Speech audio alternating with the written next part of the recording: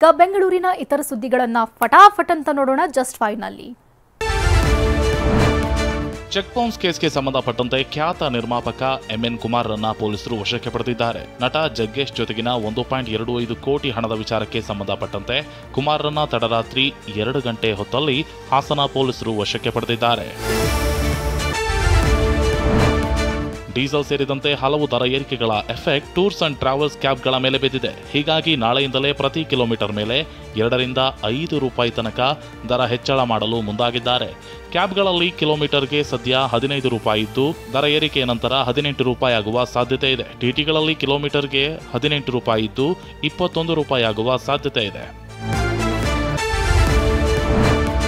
ಪ್ರಜ್ವಲ್ ರೇವಣ್ಣ ವಿರುದ್ಧದ ಒಂದು ಕೇಸ್ನಲ್ಲಿ ದೋಷಾರೋಪ ನಿಗದಿಯಾಗಿದೆ. ಸೈಬರ್ ಠಾಣೆ ಕ್ರೈಮ್ ನಂಬರ್ 2/2024 ಕೇಸ್ನಲ್ಲಿ ಜನಪ್ರತಿನಿಧಿಗಳ ವಿಶೇಷ ಕೋರ್ಟ್ನಿಂದ ದೋಷಾರೋಪ ನಿಗದಿಯಾಗಿದೆ. ಪ್ರಜ್ವಲ್ ರೇವಣ್ಣ ಮೇಲಿನ 8 ಆರೋಪಗಳ ಬಗ್ಗೆ ನ್ಯಾಯಾಧೀಶರು ಪ್ರಶ್ನಿಸಿದ್ರು. ಆದರೆ ಇದನ್ನು ಒಪ್ಪಲು ಪ್ರಜ್ವಲ್ ರೇವಣ್ಣ ನಿರಾಕರಿಸಿದ್ರು. ಯಾವುದೇ ತಪ್ಪು ಮಾಡಿಲ್ಲವೆಂದು ದೋಷಾರೋಪ ನಿರಾಕರಿಸಿದ್ರು. ಏಪ್ರಿಲ್ 9ರಂದು ಕೇಸ್ನ ಟ್ರಯಲ್ಗೆ ಕೋರ್ಟ್ ದಿನಾಂಕ ನಿಗದಿಪಡಿಸಿದೆ. ಹಿಂಬದಿಯ ಆಕ್ಸಲ್ ಕಟ್ ಆಗಿ ಕೆಎಸ್ಆರ್ಟಿಸಿ ಬಸ್ ಕೆಟ್ಟು ನಿಂತಿತ್ತು. ಇದರಿಂದಾಗಿ ಲೂಲು ಮಾಲ್ ಎದುರುಗಡೆ ಟ್ರಾಫಿಕ್ ಜಾಮ್ ಆಗಿತ್ತು. ಬೆಂಗಳೂರಿಂದ ತುಮಕೂರತ್ತ ಬಸ್ ಹೋಗ್ತಿತ್ತು. ಟ್ರಾಫಿಕ್ ಕ್ಲಿಯರ್ ಮಾಡಲು ಪೊಲೀಸ್ ಮತ್ತು ಸಾರ್ವಜನಿಕರು ಬಸ್ಸನ್ನ ತಳ್ಳಿದ್ರು.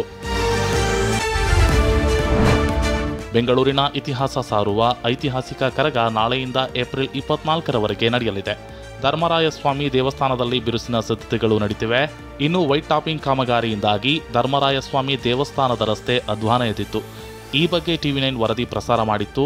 ವೈಟ್ ಟಾಪಿಂಗ್ ಕಾಮಗಾರಿ ಬೇಗ ಮುಗಿಯದಿದ್ರೆ ಕರಗ ಉತ್ಸವಕ್ಕೆ ಅಡ್ಡಿಯಾಗಲಿದೆ ಎಂದು ವರದಿ ಪ್ರಸಾರ ಮಾಡಿತ್ತು. ಇದರ ಬೆನ್ನಲ್ಲೇ ವೈಟ್ ಟಾಪಿಂಗ್ ಕಾಮಗಾರಿಯನ್ನ ಹಗಲು ರಾತ್ರಿ ನಡೆಸಿ ಪೂರ್ಣಗೊಳಿಸಲಾಗಿದೆ.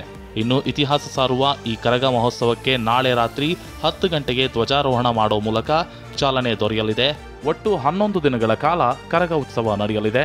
ಹೀಗಾಗಿ ಇಂದು ಕೊನೆ ಹಂತದ ತಯಾರಿಗಳನ್ನ ಮಾಡಿಕೊಂಡಿದ್ದು 15ನೇ ಬಾರಿಗೆ ಪೂಜಾರಿ ಎ ಜ್ಞಾನೇಂದ್ರ ಅವರು ಕರಗವನ್ನ ಹೊರಲಿದ್ದಾರೆ.